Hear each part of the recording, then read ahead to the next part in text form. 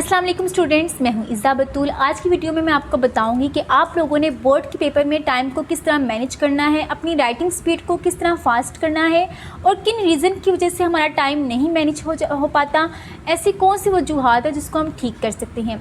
देखिए मेरे बच्चों, टाइम आपका उस वक्त मैनेज नहीं होता या तो आप शॉर्ट क्वेश्चंस और लॉन्ग क्वेश्चंस को एक्स्ट्रा लिखते जा रहे हैं, उनकी लेंथ इंक्रीज़ करते जा रहे हैं मार्क्स लेने के चक्कर में, या फिर आप लोग ऐसी पेपर प्रेजेंटेशन कर रही हैं, बार बार मार्कर्स को चेंज कर रहे हैं, कभी ब्लू मार्कर, कभी ब्लैक मार्कर, कभी 605 मार्कर, कभी 604 मार्कर। उस मार्कर्स को चेंज करने के चक्कर में आपका टाइम वेस्ट हो रहा है। तो सबसे पहले बात करते हैं कि ऐसे शॉर्ट क्वेश्चंस जिनकी लेंथ ज़्यादा है या फिर जिनकी वजह से हमारा टाइम नहीं मैनेज हो पा रहा, तो उनको किस तरह सॉल्व किया जाए कि हमें मार्क्स भी मिल जाए और हमारा टाइम भी मैनेज हो जाए। पहले बच्चों, शॉर्ट क्वेश्चंस में आप लोगों ने टू द पॉइंट बात करनी है। शॉर्ट क्वेश्चंस का मतलब ही है शॉर्ट, ठीक है। उसको बढ़ा चढ़ा के नहीं लिखना, उसमें डायग्राम्स नहीं बनाने बैठ जानी, उसको आपने टू द पॉइंट लिखना है। अब बहुत से स्टूडेंट्स कहेंगे कि टू द पॉइंट के मार्क्स नहीं मिलते। मार्क्स मिलते हैं। मैंने बोर्ड के चेकर से पूछा है, उन्होंने कहा है कि बेटा जो चीज़ शॉर्ट क्वेश्चन में एक्स्ट्रा लिखी हो हम उसको चेक ही नहीं करते। आप लोगों ने शॉर्ट क्वेश्चन में एक्स्ट्रा लाइंस नहीं लिखनी, जो चीज़ उन्होंने पूछी है टू द पॉइंट आंसर देना है। नेक्स्ट, एक्स्ट्रा शॉर्ट क्वेश्चंस हमें करने चाहिए या नहीं करने चाहिए। क्या एक्स्ट्रा शॉर्ट क्वेश्चंस की वजह से भी हमारा टाइम वेस्ट होता है? तो प्यारे बच्चों, एक्स्ट्रा शॉर्ट क्वेश्चंस का मैंने आपको बताया था, चेकर पे डिपेंड करता है कि वो आपके एक्स्ट्रा शॉर्ट क्वेश्चंस चेक करता है या नहीं करता। लेकिन खुदा न खास्ता अगर आपका एक शॉर्ट क्वेश्चन चेक गलत हो जाए तो हो सकता है चेकर वहाँ पे नेक दिल बैठा हो और वो आपका एक्स्ट्रा शॉर्ट क्वेश्चन चेक कर दे। तो मेरा मशवरा ये है कि आप लोग कम से कम एक और ज़्यादा से ज़्यादा भी एक ही एक्स्ट्रा शॉर्ट क्वेश्चंस करके आएँ अगर आपका टाइम मैनेज नहीं हो पा रहा।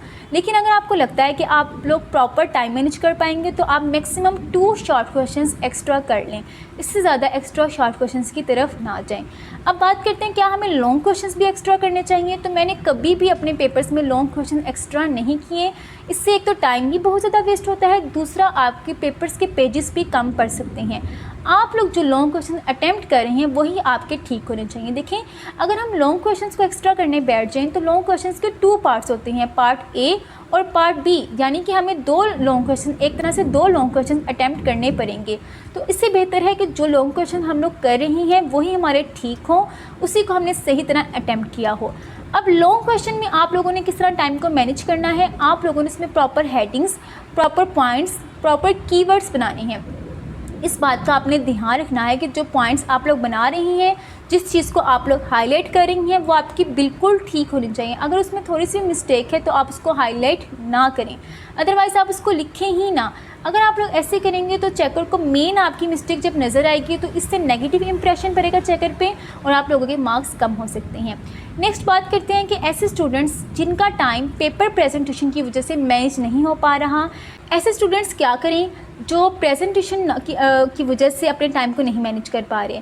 पहले बच्चों देखिए, मैंने अपनी जितनी भी वीडियोस अपलोड की हैं, खासतौर पे ये वाली वीडियो जो आपको शो हो रही है, इसमें काफ़ी स्टूडेंट्स के मैसेजेस कमेंट्स आए हुए हैं कि आप ही इस प्रेजेंटेशन की वजह से हमारा टाइम नहीं मैनेज हो पाता, या फिर इस प्रेजेंटेशन को अगर हम लोग पेपर में लिखेंगे, इस तरह का काम करेंगे तो हम लोग कभी भी पेपर सॉल्व नहीं कर पाएंगे। तो प्यारे बच्चों, आपको किसने कहा है कि आप इस तरह की प्रेजेंटेशन बोर्ड के पेपर में करें? मैंने इस वीडियो में भी बताया है कि आप लोगों ने इस चीज़ की प्रैक्टिस करनी है, फिर बोर्ड के पेपर में इस प्रेजेंटेशन का इस्तेमाल करना है। कभी भी बोर्ड के पेपर में एक दिन पहले ऐसी वीडियो नहीं देख के जानी जिसको आपने कभी देखा ही ना हो, या ऐसे पॉइंट्स को फॉलो नहीं करना जिसको आप लोगों ने कभी फॉलो किया ही ना हो। हाँ, आप लोग ये देख लें कि क्या चीज़ हमें हाईलाइट करनी चाहिए, क्या चीज़ नहीं करनी चाहिए, इससे आपको थोड़ा आइडिया हो जाएगा। मैं कट मार्कर की राइटिंग की बात कर रही हूँ। अगर आप लोगों ने कभी कट मार्कर से नहीं लिखा तो कभी भी बोर्ड के पेपर में कट मार्कर ना यूज़ करें, इससे आपको बहुत ज़्यादा मसला होगा और आपकी जो अच्छी खासी राइटिंग है वो भी गंदी होगी और आपका टाइम भी मैनेज नहीं हो पाएगा।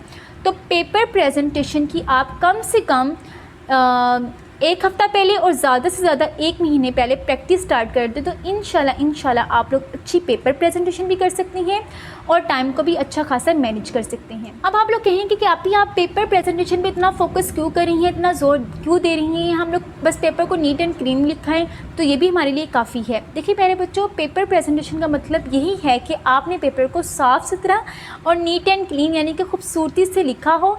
सबसे ज़रूरी चीज़ ये है कि आपने जो चीज़ लिखी है वो ठीक हो, दूसरा काम ये है कि आपने जो लिखा है वो खूबसूरत हो।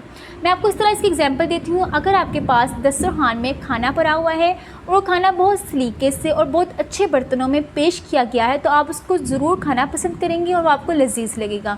लेकिन वही खाना अगर आपको बेतरतीब अंदाज में बदसलीकी से और अजीबोगरीब बर्तनों में पेश किया गया है तो आप उसको इतने शौक़ से नहीं खाना पसंद करेंगे। यही सेम एग्जांपल आप अपनी राइटिंग और प्रेजेंटेशन में दे दें। अगर आपने अपना काम खूबसूरती से चेकर के सामने पेश किया होगा इस चीज़ को पसंद करेगा और हो सकता है कि ये चीज़ आपके मार्क्स में मदद करे। सबसे पहले फिर से बात रिपीट कर रही हूँ, मार्क्स लेने के लिए ज़रूरी है कि जो चीज़ आपने लिखी है वो ठीक हो। सेकंड, उसको आपने खूबसूरती से और अच्छी राइटिंग से और अच्छी पेपर प्रेजेंटेशन से लिखा हो। थर्ड, आपने ऐसी प्रेजेंटेशन यूज़ नहीं करनी जिसकी आप लोगों ने पहले प्रैक्टिस ना की हो। तो ये 2 ट्रिक्स हैं, अगर आप लोग उसको फॉलो कर लेंगे तो इंशाल्लाह पेपर में आपका टाइम भी मैनेज हो जाएगा और आप लोग अच्छी पेपर प्रेजेंटेशन भी कर सकेंगे। अपना ढेर सारा ख्याल रखें, दुआओं में याद रखें। अल्लाह हाफिज़।